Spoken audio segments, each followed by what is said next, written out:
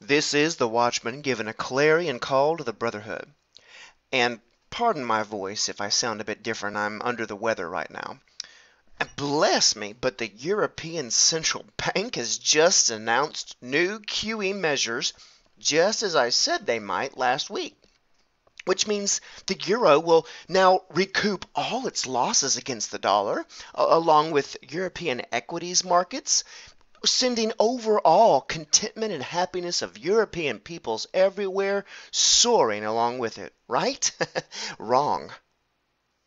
Because if you'll recall last week, I said that at this unbelievably late stage of the currency wars, with core Eurozone members dancing on a knife's edge of a deep recessional pit, that it would probably require several trillion euros worth of QE per year to buy even a reasonable period of time, assuming that the Greeks just don't hurl a big exit grenade and blow the whole thing.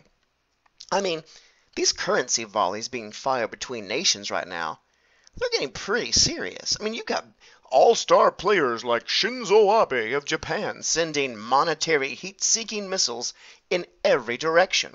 This man is a zealot, hacking at every root and branch of the Japanese yen with a banking army, leaving no pensioner untouched. Few folks on Earth seem as good at firing on their own troops as he has been. So knowing this situation, knowing that the EU is playing hardball with the big boys in the big leagues, a second-rate teensy QE announcement just isn't going to cut it. And yet, what did the ECB just announce? Was it 3 trillion euros of bond buying per year? 2 trillion? 1 trillion? Fat chance tried just over 700 billion euros a year, 60 billion per month, for nearly 2 years. 60 billion a month. Are these fools just yanking our chain? Because it's not funny. You've heard the old expression, boy, don't bring a knife to a gunfight. In this currency war, Draghi's QE that he just announced was like walking into that gunfight armed, not with a knife or even brass knuckles. No.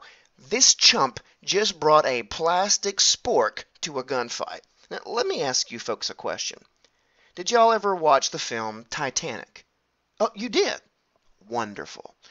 Do you remember why the Titanic's accident caused such a disastrous loss of life? It wasn't merely because it sank.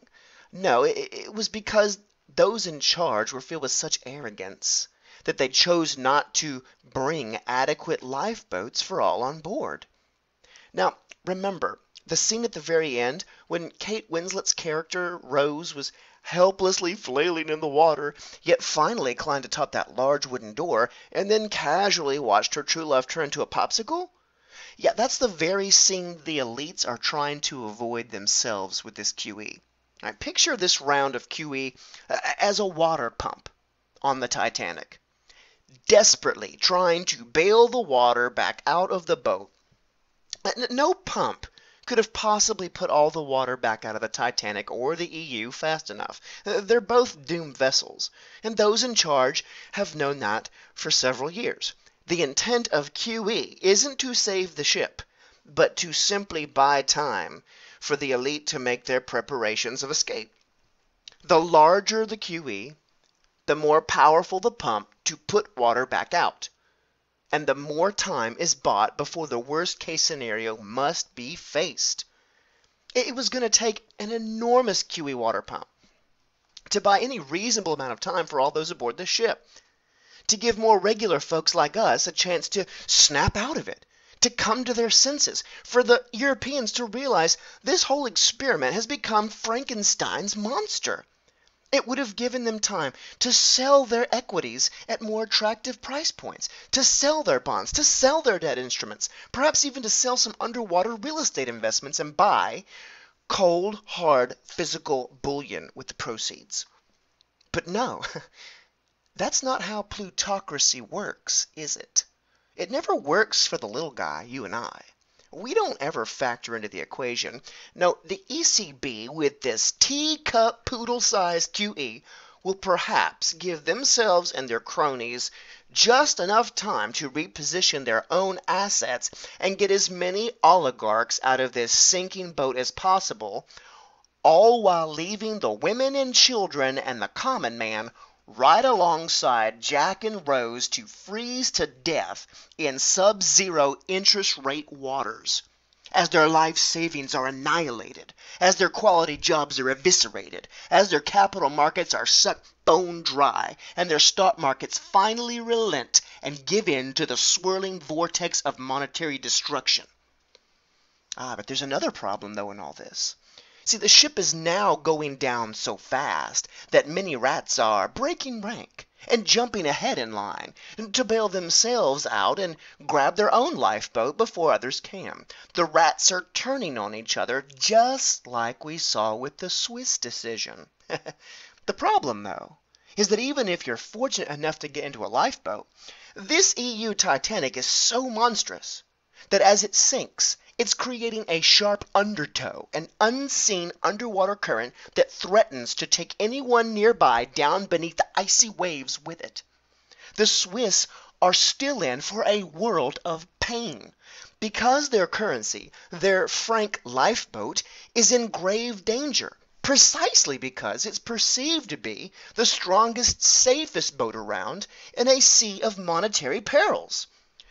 Too many are desperately trying to squeeze into the tiny Swiss boat, and it's taking on water now itself, isn't it? That's what this rising franc is doing to them, as it puts their export market and thousands of businesses into a very dubious position.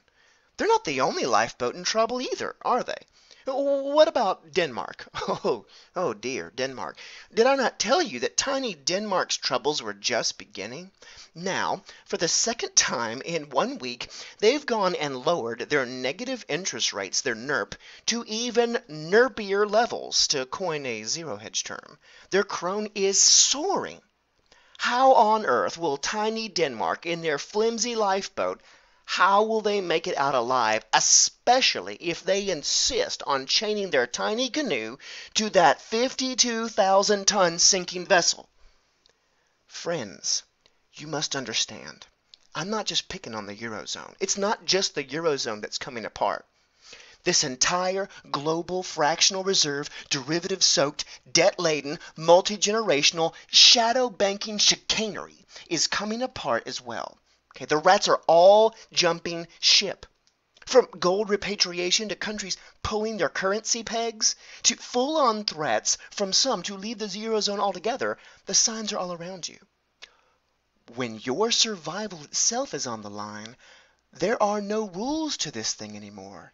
No codes that will be honored, no contracts left unbroken, no man-made promises that will avail you. Silver and gold are still the best lifeboats that God has given us. And amazingly, even now, at this late hour, there are still enough financial lifeboats out there in silver and gold for those with ears to hear. But will there be enough tomorrow? Who can say? This is the Watchman signing out. Stay vigilant and bring the fight to them.